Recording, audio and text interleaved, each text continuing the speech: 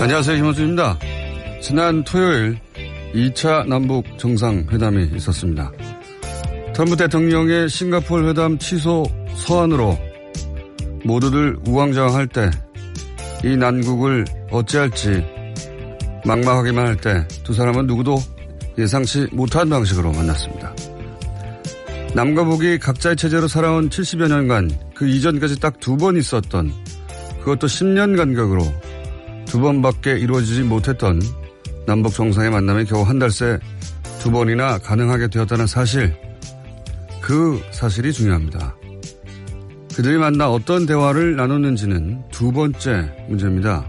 때로는 행위 자체가 그 어떤 형식과 내용보다 중요하죠. 두 사람의 만남은 70여 년 만에 어렵게 찾아온 한반도 평화의 기회가 또다시 무산될지도 모른다며 안절부절 하던 모두에게 그 자체로 위로가 된 겁니다. 그게 리더의 역할이죠. 모두가 걱정하고 불안할 때 격식과 관례와 과거에 매이지 않고 이전에는 존재하지 않았던 새로운 길을 내는 것, 그리고 기꺼이 그 길을 모두가 함께 나설 수 있도록 위안과 격려를 건네는 것, 그게 리더가 할 일이죠. 지난 토요일에 두 리더에게 진심으로 감사합니다. 김어준의 물개박수였습니다.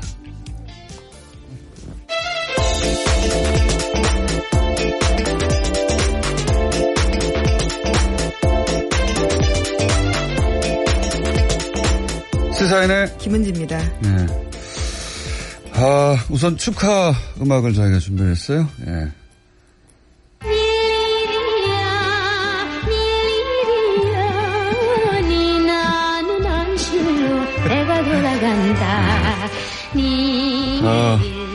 금요일부터. 네, 그렇죠. 토요일, 일요일, 일요일까지. 예, 이런 일이 있나 싶었습니다. 정말. 네, 뉴스를 지켜보는 국민들도 정말 고생이 많이 했는데요. 네. 네, 다행히 지금까지는 좋은 소식이 들려오고 있습니다. 그래서 저희가 이제, 이 음악을 깔고 잠시 이야기를 나누기로 하겠습니다. 이런 분위기 때문에 현재.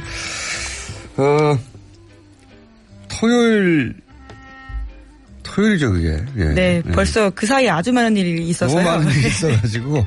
예, 토요일도 굉장히 멀게 느껴지는데요. 네. 불과 이틀 전입니다. 문재인 대통령과 김정은 국무위원장이 지난 26일에 정상회담을 가졌는데요. 4월 26일 두 정상의 첫 번째 정상회담 이어서 두 번째입니다. 북미 관계가 교착 상황에 있을 때 김정은 위원장이 요청을 해서 문재인 대통령이 수락했다라고 하는데요. 그러면서 깜짝 정상회담이 열린 겁니다. 판문점 북측 지역인 통일각에서 2시간가량 만났다라고 하는데, 이에 대해서 어제 문재인 대통령이 또 기자회견을 가졌습니다. 그 의미를 설명해주는 자리였는데요.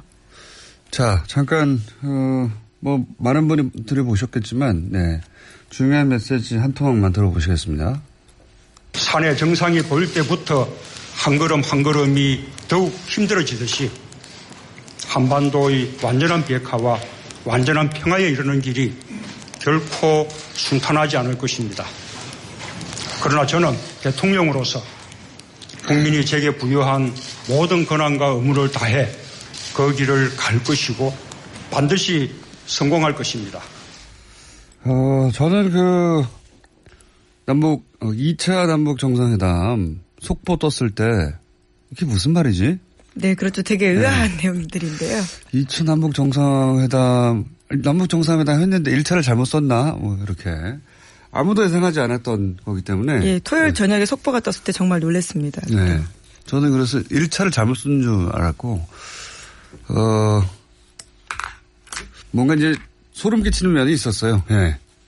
이렇게 돌파하는구나. 예. 그리고 이 시점에 각각 두 사람이 남과 북의 리더라는 게, 참 다행이다. 그런 생각도 들고. 리더의 자격을 생각하게 하는 그런 만남이었어요. 예. 그래서 그걸 보면서 전 무슨 생각이 들었냐면 설사 싱가포르 회담이 만약에 성사되지 않는다 하더라도 물론 뭐 지금은 정상적으로 열리는 게 거의 확정적인 것 같은데 분위기상. 네, 다시 훈풍이 불고 있습니다. 예. 근데 만에 하나 설사 뭐 연기이 되거나 하더라도 저 정도 사람들이면 방법을 찾아내겠구나. 예. 그런 위로의 순간이기도 했고 이게 중요한 거거든요, 사실. 모든 게 불확실할 때 예. 안심시켜주고 평정심을 찾게 해주고 희망을 주고 그런 게 중요한 건데 지금 보수 야당이 놓치고 있는 게 그거예요. 뭐 새로운 내용이 없다 이런 주장도 하는데 그 자리에 끼지도 못했으면서 새로운 내용이 있는지 없는지 알 리가 있나요? 예. 근데 그게 중요한 게 아니고 중요한 건 이제 사람들이 불안할 때 위안을 받고 싶고 희망을 보고 싶거든요. 예. 근데 여기서 시비를 걸면 이게 불안할 때 더 불안하게 만드는 거죠. 예. 그러면 사람들은 그 사안 자체를 외면하게 됩니다. 불안하기 싫거든요. 예. 그리고 일단 자기 한 몸 챙기는 방식으로 되돌아가죠. 웅크리고. 그게 과거 우리 보수가 북한을 이용하는 방식이었는데 또 그렇게 대응하는 겁니다. 이게 굉장히 안타까운 일이고. 정말 이 상황을 전혀 공감하지 못하고 있다는 점들 때문에요. 좀 당황스러울 수밖에 없는데요. 정말 말씀처럼 형식의 내용을 압도하였기 때문에요. 그 자체가 의미 있다라고 보일 수밖에 없습니다. 어떤 형식이건 뭐 어떤 말을 했건 간에 이야기가 하나도 들리지 않아도 저렇게 해결해 가는구나 하는 게 주는 그런 위로와 위안, 희망 이런 게 있습니다. 그게 필요할 때 그걸 줘야 되는 거거든요. 예. 네, 어제 문재인 대통령도 기자회견을 가지면서 그렇게 의미를 설명했는데 지난 4월의 역사적인 판문점 회담 못지않게 친구 간의 평범한 일상처럼 이루어진 이번 회담에 매우 큰 의미를 부여하고 싶다라고 했습니다. 그러니까 판문점 선언 실행의 성격이다라는 것도 강조한 건데요. 네. 하여튼 이런 뉴스는 많이들 봤을 텐데 저는 두 사람이 앉아있는 장면 또는 지난 2박 3일 동안 정말 많은 일이 있었어요. 네. 한다는 게 뒤집혀졌다가 북한이 어떻게 할까 전전긍긍 걱정하고 있는데 또 김경한 성명이 나오고 담아죠. 그 과정에 대한 이야기는 저희가 정세현 전 장관님을 오늘은 스튜디오에 직접 모셨기 때문에 차를 보냈습니다. 저희가 아침에 차를 보내서 납치해. 네, 남북도 만나는 시기이기 때문에 그렇게 쉽게. 지금 두 정상이 평양하고 서울에서 왔다 갔다 만나는데 지금 이게 안 오시면 되냐고 해서. 이제 멀다고 하면 안 되는 상황입니다. 그리고 또 동시에 어떤 생각이 드냐면 그런 장점이 있어요. 결과적 장점인데 이게 남과 북이 서로를 꼭 필요로 하는구나. 그러니까 미국이고 중국이고 어디건 간에 우리끼리만 통감하는 부분이 있어요. 우리끼리만 이건 우리끼리 해결할 수밖에 없구나. 예. 전쟁 나면 결국 죽어나가는 건 남과 북인 거니까요. 그런 걸 그 어떤 말보다 절실하게 느끼게 해준 며칠간. 그렇죠. 예. 훨씬 더 가까워진 느낌입니다. 네, 실제로 막 가까워졌다라는 식의 이야기를요. 김정은 위원장도 하고 있고요. 또 전 세계에 내보내는 메시지도요. 굉장히 의미가 있습니다. 김정은 위원장도 아마 문재인 대통령에게 그런 걸 느꼈을 것이고 문재인 대통령도 김정은 위원장에게 그런 걸 느꼈을 것이고 그리고 그걸 보고 있는 이제 시민들도 그걸 느끼는 겁니다. 이 둘이 피하는구나 서로. 참 다행입니다. 지금 이 시점에. 두 리더가 그런 사람들이어서. 자, 또 관련 뉴스가. 예, 북미 관계가 풀리고 있다는 뉴스도 꽤 많이 나오고 있는데요. 관련된 뉴스 전해드리겠습니다. 미국 국무부가 북미 정상회담에 앞선 실무회담을 위해서 미국 정부 측 대표단이 북한에 있다고 밝혔습니다. 헤더 노어트 미 국무부 대변인이 우리는 도널드 트럼프 미국 대통령과 김정은 북한 국무위원장 간의 만남을 계속해서 준비하고 있다라고 밝혔는데요. 성김 전 주한 미국 대사, 현 주 필리핀 미국 대사를 필두로 해서 미국 정부 관계자들이 판문점 북측 지역에서 북미 정상회담을 앞선 실무회담을 진행하고 있다라고 합니다. 이들은 최선익 북한 외무성 부상 등을 만나고 있다라고 전해지고 있습니다. 그러니까요. 그것도 놀라운 뉴스는 남북 정상 회담, 남북 정상 번개죠, 사실. 네, 그렇죠. 사실상 번개입니다. 전날 전화했고, 그리고 다음날 만났기 때문인데요. 뭐 시간 좀 있어요? 있어. 보자. 이거 아닙니까? 예. 그런 건데, 그리고 나서 뉴스가 끝날 줄 알았더니 바로 이어서, 예. 북과, 미가, 예. 바로 판문각에서 정상회담 했던 그 자리죠. 예. 거기서 실무회담 뉴스가 떠서 요즘 또 그 오보들이 좀 많으니까 관련해서 이게 오보인가 아닌가 싶었는데 오보가 아니었어요. 예, 미 국무부가 확인을 해준 사실이고요. 또 오늘 새벽에 트럼프 대통령도 이에 대해서 트위터에다가 남겼습니다. 네, 왜냐하면 싱가포르에 다 가 있을 거라고 만나더라도 그렇게 생각했는데 판문각에서 이제 이게 직접 상징적인 접촉이거든요. 그렇죠. 예, 네. 직접 이거 굉장히 중요하죠. 북한과 미국이 판문각에서 예, 우리 끼지 않고 중간에 직접 만난다고 하는 거는 트럼프 대통령에게 중요합니다. 네, 또 좋은 시그널이기도 한데요. 정말 판문점이 과거에는 굉장히 이 분단의 상징이었는데 이제는 정말 오고 가는 하나의 공간이 되어버렸다라는 느낌도 지울 수가 없습니다. 트럼프 대통령은 본인이 직접 문제를 해결한 것처럼 보이는 게 대단히 중요하고 그리고 우리가 이제 중간에 끼지 않고 북한과 미국이 직접 대화하는 것 이게 전 세계에 주는 메시지도 중요한데 바로 그걸 한 거죠. 굳이 저는 판문각에서 그 당사자죠. 사실은 발언으로 문제가 됐던 당사자. 네, 최선희 외무성 부사인데요. 예, 그 양반하고 만난 거 아닙니까 거기서? 그것도 복합적으로 굉장히 상징적인 장면이라고 생각이 들고 이 관련해가지고 많은 이야기들은 국내 최고의 전문가 정세현 장관님이 이미 와 계시기 때문에 그리고 참 묘하게도 정세현 장관님이 이야기했던 대로 크게 흘러갔어요. 예, 불안하다 할 때 불안한 일이 터졌고 아니다 희망이 아직 있다 할 때 그렇게 풀려나갔고 남북정상 2차 정상회담 장면 관련해서 한 가지만 더 얘기하자면 개인적으로 가장 흥미로웠던 장면이기 때문에 이게 뉴스가 좀 나올 줄 알았더니 안 나와서 제가 굳이 언급하고 지나가자면 김정은 위원장하고 문재인 대통령하고 헤어질 때 네. 마지막으로 헤어지면서 비주라고 하죠. 이게 네, 끌어안았죠. 이렇게 3번 정도. 뺨과 뺨을 맞대는 뺨 키스. 우리나라에는 없는 건데 뭐 실제 비주보다는 좀 얼굴이 떨어져 있었죠. 예, 있었지만 그에 거의 준하는 포옹. 예. 3번을 방향을 바꿔가면서 합니다. 예. 근데 이 비주는 횟수가 나라마다, 예. 그리고 나라에서도 지역마다, 다 달라요. 몇 번을 하냐? 왼쪽부터 시작하냐? 오른쪽부터 시작하냐? 짝수를 하냐? 홀수를 하냐? 우리한테는 안 중요한데, 유럽 혹은 남미, 이 인사법이, 어느 만큼의 애정을 드러냈냐를 측정하게 하는 나라에서 굉장히 중요해요. 프랑스만 해도 파리에서 2번 하거든요. 남부에 가면 3번 하기도 하고요.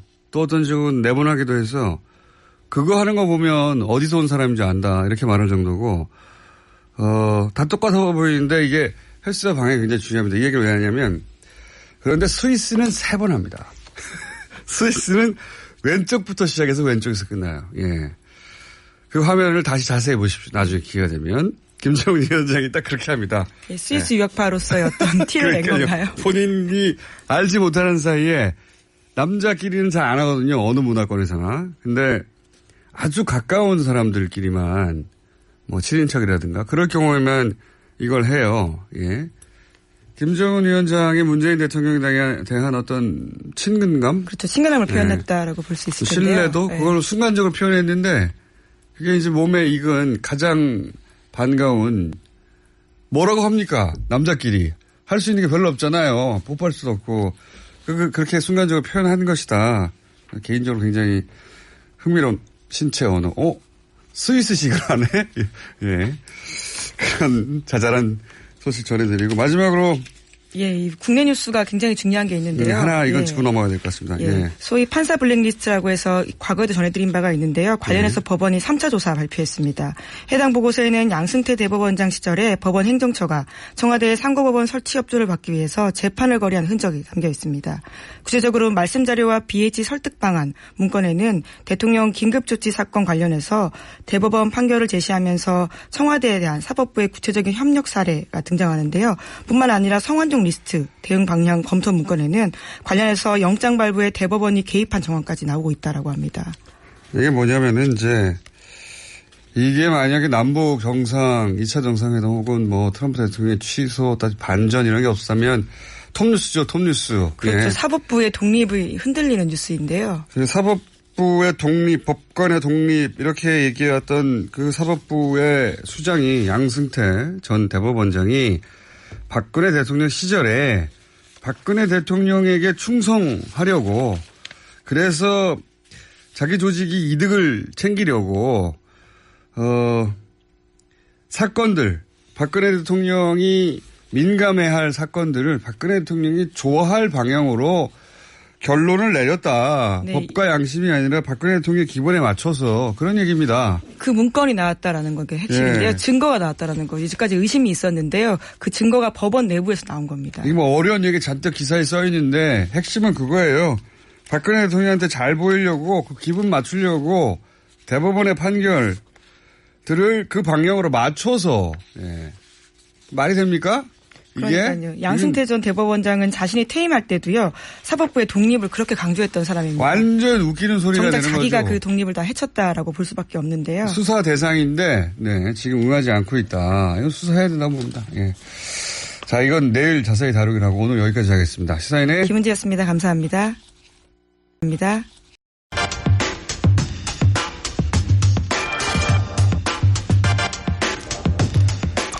자, 남북 정상이 한 달 만에 다시 만나고 모든 것이 예상과 다르게 어지럽게 돌아가고 있는 가운데 그 어지러운 정세를 꿰뚫는 국내 최고의 한반도 전문가 내가 왜 전문가인지를 최근에 계속 입증해내고 계신 분입니다. 정세현 전 장관님 스튜디오에 저희가 납치해서 모셨습니다. 안녕하십니까? 예, 안녕하세요. 네. 주말에 이 TBS에 그렇게 연락이 많이 왔답니다. 제발 아침에 차를 보내서 모시고 오라고. 저희가 근데 그 청취자들도 다 압니다. 차를 안 보내면 안 오신다는 것을. 그때 몰다고 그랬기 때문에 처음에. 차를 보내서 새벽에 저희가 깨워서 저희가 납치해서 딴 데 못 가시게 바로 이를 모시고 왔습니다. 주말에 잘 쉬셨습니까? 예. 시겁하셨죠? 예. 잠시. 놀랐어요. 안 놀란 사람이 있었습니까? 이렇게 그야말로 전광석화. 예. 그게 실감이 났습니다. 아니, 목요일 밤늦게, 금요일 날, 일이 터지고, 남북 입장에서 일이 터진 거죠. 트럼프 대통령이 취소 소환 보내고, 그날 아침에 통화하셨지 않습니까, 저하고. 더 거슬러 올라와 보겠습니다. 트럼프 대통령을 문재인 대통령이 만났을 때, 한미 정상회담 때 굉장히 분위기 좋았어요. 기사들도 다 좋고. 근데, 장관님만 유일하게, 이거 불안하다 하셨어요. 지금 되짚어보자면 왜 불안하다고 하신 겁니까, 그때? 그때 다시 한번. 예, 중국에 대해서 그 불만을 표시했지만은 김정은 위원장이 지난 5월 7일인가? 7일날 그 다롄으로 한국에 간 거. 시진핑을 만나러 가지 않았어요. 2차. 그리고 이제 시진핑을 만나고 바로 돌아온 그날 폼페오가 평양에 들어갔습니다. 그렇죠. 8일이죠. 8일인가? 미국 시간으로 8일이고.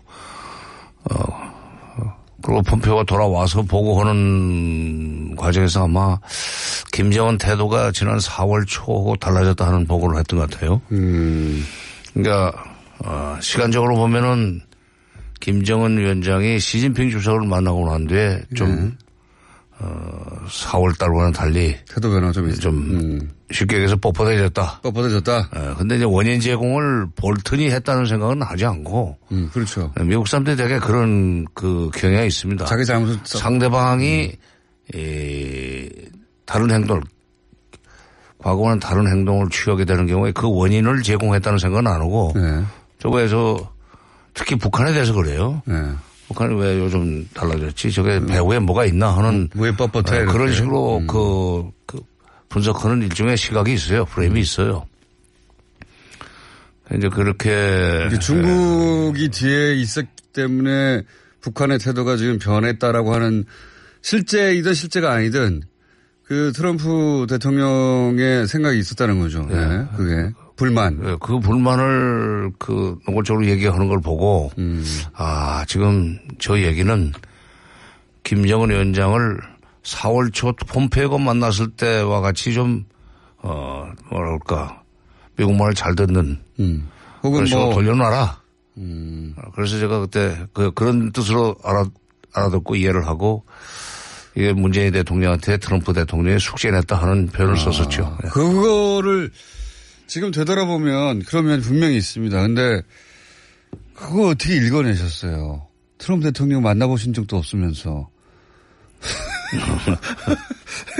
읽어내셨고 그러고 나서 유일했습니다. 예. 지금 증거로 남아 있으니까요. 그때 불안하다 하신 유일한 전문가셨고 그리고 나서 다시 이제 금요일 아침으로 돌아보겠습니다. 전화 통화했던. 그때 이제 통화할 때, 트럼프 대통령 서한에 보면 여지가 있다 전화하라는 얘기도 있고, 예. 그래서 앞으로 어떻게 하느냐에 달려있는데, 북한의 첫 메시지가 정말 중요하다라고 하셨지 않습니까? 저희 방송 끝나고 나서, 그러니까 장관님과 인터뷰 끝나고 나서, 속보로 조금씩 떴어요. 그거 보셨죠? 예. 그게 이제 굉장히 유화적이다. 또는 뭐 이전과 다른 메시지다라고 하는데 평생 북한의 메시지를 봐오신 분으로서 그게 얼마나 기존의 북한 메시지와 다른 정도입니까?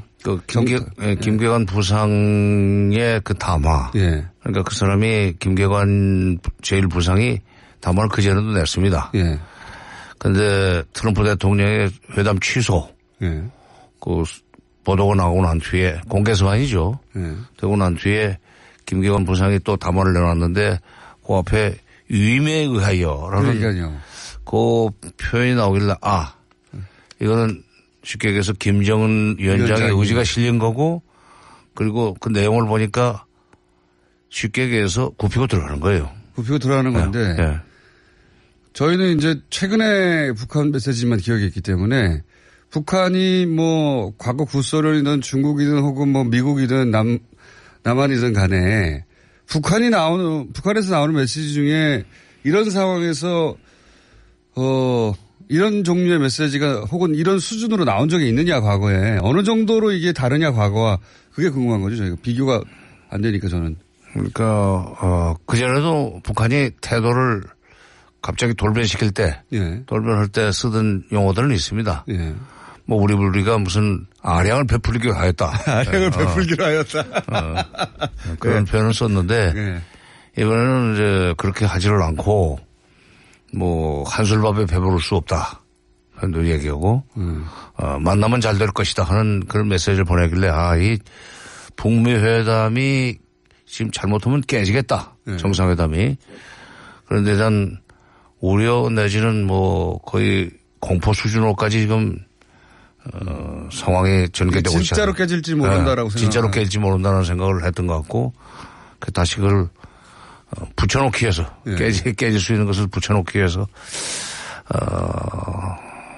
김계관 부상으로 하여금 김정은 위원장이 직접 메시지를 낸 거죠. 그게. 그렇죠. 그런 셈이죠. 그러니까 그때 시간적으로 보면은 아마 원산에 있다가 부랴부랴 지금 평양으로 돌아와가지고 아마 돌아오는 동안에 지시를 해가지고 문장을 써놓으라고 했을지도 모르죠. 그래서 보고를 받고 그러면 발표하라. 그런 내용은 김정은 위원장이 직접 결정하지 않으면 나올 수 없는 내용 아닙니까, 사실. 거기는 북한 체제 특성으로 봐서는 유임에 의하여 하는 것은 밑에 있는 사람들이 뭐라 그럴까 사칭할 수 없습니다. 사칭할 수도 없고 내용적으로도 그렇지 않습니까? 내용적으로도. 그렇죠. 물론 그 전에 미국을 심하게 화나게 만든 최선희 부상의 담화. 그것도 허락이 없으면 못 나가요. 유임에 의하여라는 표현은 없지만 허락이 없으면 못 나가는 데지만 이제 그게 트럼프로 하여금 공개서한을 통해서 회담을 취소하겠다는 빌미를 제공한 거니까. 발언을 하도록 만든 빌미가 됐지만 예. 최선희 부상의 그 담화 내용 때문에 이렇게 됐다는 걸 바로 알아채고 예. 수습을 하는데 김정은 위원장이 직접 움직였다. 네. 이렇게 봐야 되는 거죠. 그 문구나 이런 것도 직접 한 것 같아요, 제 생각에는. 예. 이제 써가지고 이제 허락을 받죠. 예. 이건 어떻습니까? 김정은 위원장이 직접 하는 거야. 지난번에 멀다고 말하면 안 되겠구나. 그거지. 그거 내 대립으로 들어간 거니까. 그러나 되게 써가지고. 근데 초안을 쓰겠지만 저는 표현을 보면서 이건 김정은 위원장의 마음이 직접 담긴 것 같다. 내심 기대하였으나 이런 그렇죠. 표현들. 네, 그렇죠. 네. 구술을 했다든가 받아 적어서. 그래서 사실상 편지를 처음으로 양 정상이 주고받는 것과 마찬가지예요. 트럼프 대통령이 편지 보내고 이쪽에서 답장하고. 그렇죠. 공개 서한에 공개 방송으로 나간 거죠. 네. 근데 이제 금요일로도 말씀하셨지만, 일이 이렇게 된 데는, 여러 가지 복합적인, 미국이 물론 처음 원인 제공을 했던 볼튼 리비아식 계속 얘기하는 압박, 있긴 하나, 북한도 마찬가지로 미국을 쭉 상대해왔던 방식대로 상대한 거 아닙니까? 이쪽이 세게 나오면 우리도 세게 치고, 눈엔 눈, 이에는 이 방식으로 소위 김계관 그리고 최선희 두 사람이 외교라인인 거잖아요. 그죠? 예. 외교라인이, 지난 6자 회담, 10여 년 전부터 쭉 쌓아왔던 미국을 상대하는 방식의 노하우, 그것대로 그냥 해버린 거죠. 그렇죠. 그동안에 그러니까 93년 3월 12일이구나. 93년 3월 10일 NPT 탈퇴를 선언한 이후에 예. 미국과 북한 사이에 비밀 협상이 시작이 됐었습니다만은 그 이후에 지금까지 한 25년 넘게 밀고 당기기를 하다가 이번에는 완전히 새로운 국면으로 넘어가는 예. 상황이 됐는데 그동안에는 미국이 북한을 압박해 들어가는 경우에 북한이 더 세게 반발하면서 항상 그야말로 벼랑 끝 전술을 쓰면은 오히려 미국이 달래고 하는 식으로 해서 문제가 해결 국면으로 다시 들어갔다가 다시 또 협상이 잘 안 되고 그랬었어요. 그러면 또 세게 나가고. 그럼 세게 나가면 또 다시 이어지고 네. 그랬었는데. 혹은 북한이 더 이상 안 하겠다고 끊어버린다든가. 네. 예. 북한이 더 끊어버리고 회담장을 박차고 나간다든지 네. 하면은 일정한 시간이 지난 뒤에 미국이 다시 또 자각하는 이런 패턴을 계속했었는데. 그게 반복이었죠. 이번에는 그렇게 네. 했다가 거꾸로 지금. 난리가 난 거죠. 그러니까 이게 실무자들끼리는 그런 식으로 해서 다시 미국이 다가오고 그랬었는데 상대가 지금 트럼프 대통령이기 때문에 특유의 이 협상가. 네. 말하자면 그 사람이 이 거래 기술, 딜인가 하는 네. 그 거래 기술이라는 책을 쓴 사람이라는 사실을 아마 깜빡 잊었던 것 같아요. 아주 올려치고 내려치고 하는 그 방식으로 해서 재산을 불려왔는데 그게 북핵 협상에서 적용되리라고 생각을 못하고 최선을 시켜가지고 세게 나갔다가 뜨거라 싶어가지고 지금 김계관 이런 해석은 어떻게 생각하십니까? 원래 정보라인, 북한의 정보라인이 이 회담을 성사시켰고 그러자 이제 회담 성사 이후부터는 이제 실무적으로 조율을 해 나가야 되는데 그걸 외교라인이 하다가 정보라인과 외교라인의 어떤 충돌 혹은 공을 세우기 경쟁하다가 이게 이렇게 오버가 돼서 이렇게 된 것이다. 그건 어느 나라나 있을 수 있는 일 아닙니까 사실. 네, 그번에 좀 북미 정상회담 준비하는 남북 정상회담을 저쪽에서 책임지고 있는 쪽이 통전부 네. 아닙니까? 이번에 북미 정상회담과 관련된 접촉에도 통전부장이 배석을 했었어요. 네. 폼페오 국무장관이 갔을 때 4월 초에 그다음에 10월 10일 날도 갔었지만 5월 8일인가요? 5월 10일 날 갔었나? 폼페오가 평양을 또 한 번 갔었잖아요. 네. 그때 배석자 사진이 나오는데 보니까 김영철 통전부장이 앉아 있는 거예요. 네. 그래서 이거는 지금 북미 정상회담도 통전부가 준비를 하는구나. 네. 그렇게 되면은 과거에 북미 접촉 실무 협상이지만 차관복급 협상까지는 주로 외교부에서 했었습니다. 네, 외무성. 요즘 또 외무성이라고 이름을 바꿨는데 외무성 라인이 아니고 그 통전부가 직접 저렇게 다룬다면 좀 스타일이 다를 거다라는 생각을 했어요. 특히 그 김영철이라고 하는 사람은 과거에 그 90년대 초에 있었던 남북 총리급 회담의 대표였었습니다. 물론 말석이었죠. 7명 중에 7번째였는데 그 정찰 총국장도 지내고 그러니까 군대식 내지는 미국의 북한의 정보기관이 대남 사업을 하던 그런 스타일로 북미 정상회담을 하다가 지금 아마 트럼프한테 역습을 당했다고 저는 봅니다. 아, 그래요? 그러니까 이 정보 라인과 외교 라인이 충돌한 게 아니라 외교 라인을 정보 라인 아래에 두고 하다가 그렇죠. 정보 라인이 총괄하다가 이 외교적으로 해결해야 될 것을 과거에 대남 하듯이 미국을 상대로 강성으로만 밀어붙여서 이 틀어진 것이다. 이 대등하게 싸운 게 아니고. 그렇죠. 네. 그렇군요. 그러니까 최선희 부상의 담화 같은 거,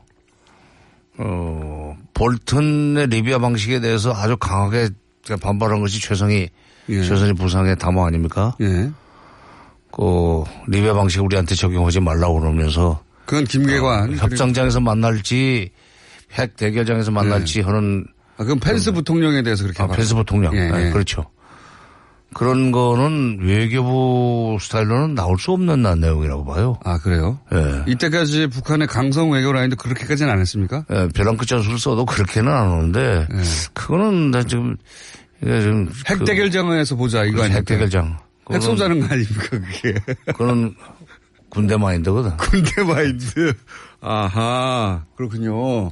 북한의 외교부가 그동안 써왔던 수사를 넘어서는군요, 그게 표현이. 근데 놀란 것이 북미 정상회담을 위한 그 사전 그 절차 내지는 접촉에 외무상이 배석을 못했다고 그러는 건 놀라운 거예요, 이건.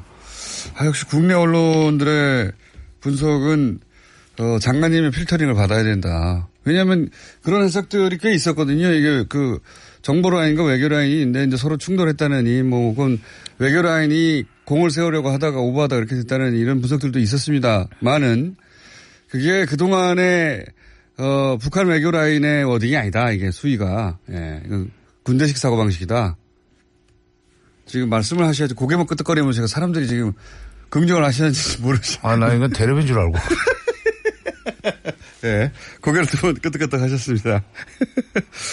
그렇군요. 그러다가 뜨거운 거군요, 지금. 예. 그리고 저는 김정은 위원장이 지금 현재 북한의 지도자로서 정말 다행이라고 생각한 것이, 그 경우에 더 세게 나올 수도 있지 않습니까, 사실. 그 선택이 길어오잖아요.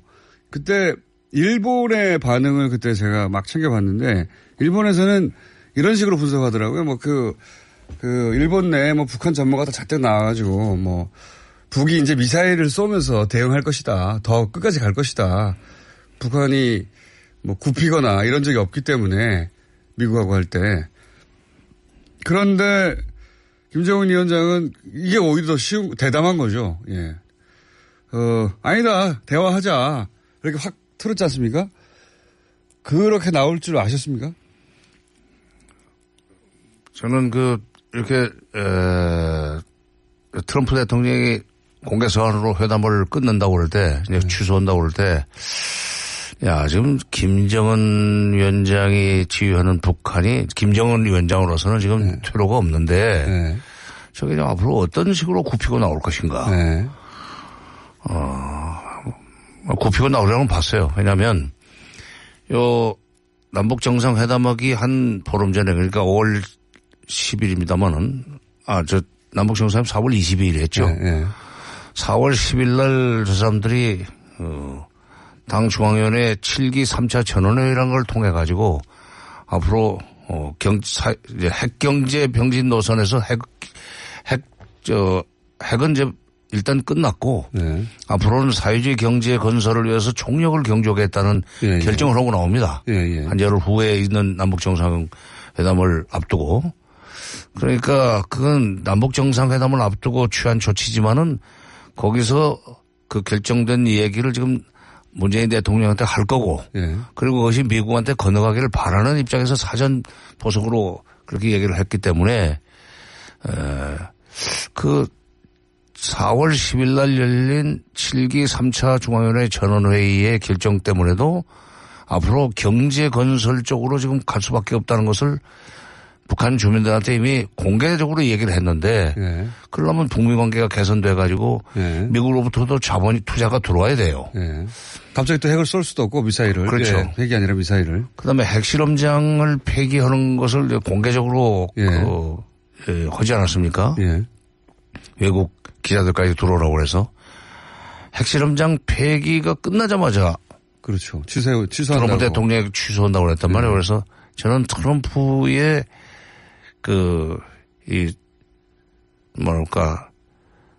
압박 전술이, 전 보통이 아니다. 이제 김정은이 퇴로가 없다는 걸 알고 지금 하는 거거든요. 그때 오히려 폭파하기를 기다렸다가 한 거 아닙니까? 그렇죠.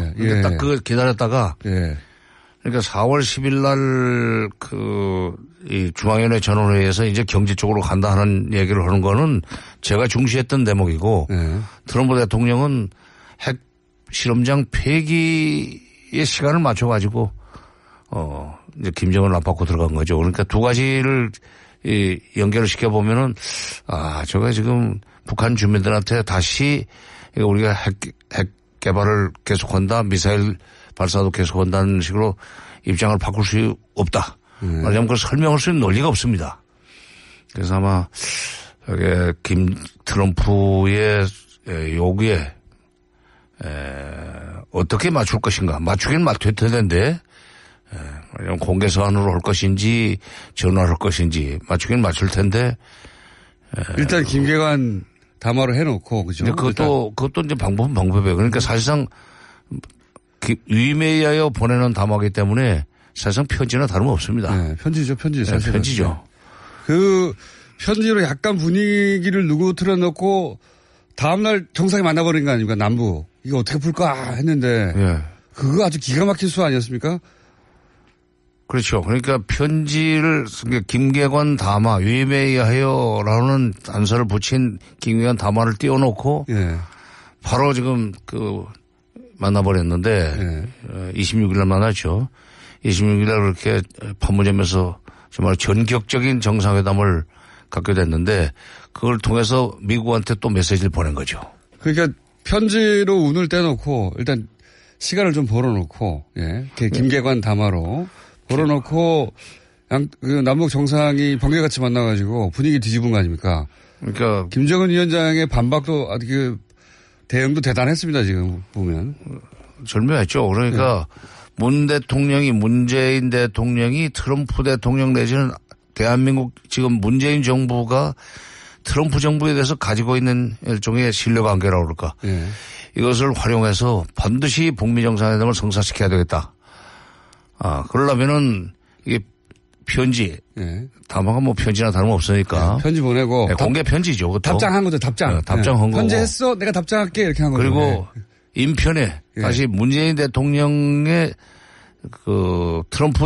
문재인 대통령으로 하여금 트럼프 대통령한테 내가 북미 정상회담을 꼭 성사시켜야 되겠다는 의지를 가지고 있다는 걸 전달해달라. 그렇죠. 그리고 트럼프 대통령이 김정은 위원장에 대해서 가지고 있는 의구심, 비핵화, 확실한 비핵화, 완전한 비핵화 그 메시지도 다시 한번 전달해달라. 그러려면 만나야 되겠다. 문재인 대통령이 지금 만나가지고 들은 얘기를 주고받은 얘기를 아마 미국 전했겠죠. 그러니까 여기서 10시에 발표한다고 하지 않았어요? 회담이 끝났는데 10시에 그 다음날 10시에 발표한다고 그러길래 그럼 북한의 요청에 의해서 10시에 발표한다는 것은 이제 형식적인 이유였었고 아마 그 결과를 바로 미국에 통보해 줄 거다. 그러려면은 미국 시간하고 좀 조율을 해야 됩니다. 트럼프 대통령 일어나야 되죠. 트럼프 대통령 자는 시간은 곤란하지. 그러니까 아침 10시 하려면 이제 부지런한 사람이기 때문에 우리 시간으로 뭐 미국 시간으로 새벽 시간에는 통보를 해줘야 되니까 직접 전화해줘야 되니까 뭐 그런 그렇죠.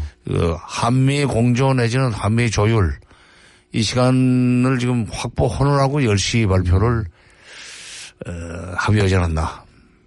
김정은 위원장도 뭐 표현을 굽혔다고 하긴 했습니다만 모양 상하지 않고 자신의 자존감을 지켜가면서 자연스럽게 빠져나왔어요, 이 국면을. 자연스럽게 빠져나간 게 아니라 그렇죠. 그러니까 문재인 대통령을 활용해가지고 잘 활용한 거죠. 예. 아주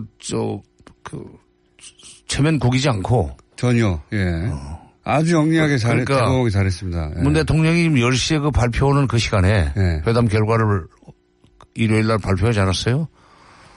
그 시간에 그 즈음에서 트럼프 대통령이 6월 12일 날 북미 정상회담을 하기로 했다는 그 방침을 발표했다면서요. 그러니까 그 전에 문 대통령 전화 받고 그렇다면은 6월 10일 날 해도 되겠구나. 싱가포르에서 회담해도 나쁘지 않겠구나 하니 확실하게 지금 비핵화 약속을 받아내겠구나 하는 확신이 섰기 때문에 발표했다고 봅니다. 문재인 대통령의 행보는 어떻게 보십니까? 지금 이제 트럼프 대통령 시각에서 그리고 김정은 위원장의 시각에서 풀어주셨는데 문재인 대통령에 대해서 그렇게 말씀하셨잖아요. 금요일 날. 이거 풀 사람 문재인 대통령밖에 없다고. 이번을 보니까 문재인 대통령이 도사예요. 이게 점잖지 못한 표현이지만. 도사가 점잖은 표현입니다. 그런가? 꾼이야 이렇게 해야지 점잖지 못한 표현이지. 그러니까 모든 공은 상대방한테 돌리잖아요. 맞습니다. 트럼프 대통령한테 공을 돌리고 또 김정은 위원장한테도 공을 돌리면서 거기서 두 사람이 이렇게 접점을 만들어 나가는 과정. 그다음에 또 6월 12일 날 좋은 결과가 나오리라고 봅니다만은 그 결과가 결국은 북한한테 좋은 것이기도 하지만은 결과적으로 남쪽이 좋은 거죠. 최종적으로는 우리한테 좋은 거예요. 맞습니다. 북미 간의 비핵화가 확실하게 합의가 되고 그것이 이행이 되면은 이제 핵공포는 없어지는 거고 전쟁 위험은 없어지기 때문에 우리 국민들이 평화롭게 사는 거 아닙니까? 국민들을 위해서 우리 국민들에게 평화라는 그 선물을 안겨줄 수 있다면은 공쯤이야 트럼프한테 돌릴 수도 있고 김정은한테 돌릴 수도 있죠. 그거를 잘하신 양반입니다. 그러니까 후일 역사가들은 이 모든 것은 문재인의 큰 그림이었다, 이렇게. 큰 그림. 그 다음에 문재인의 조율의 결과다 하는 식으로 평가를 할 수밖에 없어요. 지금 당장은 그게 잘 안 보인다 할지라도. 사가들은. 그걸 이제 장관님 미리 보셨다는 거 아닙니까, 지금? 미래의 교과서를. 그래서 그것까지. 근데 결과적으로 그렇게 됐어요. 세 사람 모두 다 자기가 챙겨야 될 걸 챙겼어요. 트럼프 대통령도 자기 걸 챙긴 것 같고. 여기서 잃은 거는 이제 일본, 중간에 눈치 없이 진짜로 취소할 줄 알고 취소를 지지합니다 해가지고 입지가 없어져 버렸어요. 입지가 없어져.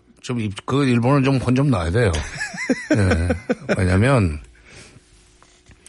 일본이 지금 특히 아베 총리가 자기 국내 정치에 함몰이 돼가지고 국제 정치를 익지를 못한 거예요. 전혀 익지 못하는 거죠. 전혀 익지 못했고 기껏해야 자기네 국내 정치적 목적에 맞춰서 국제 정세를 해석하는 이런 잘못된 흐름에 빠져버린 겁니다. 그렇죠.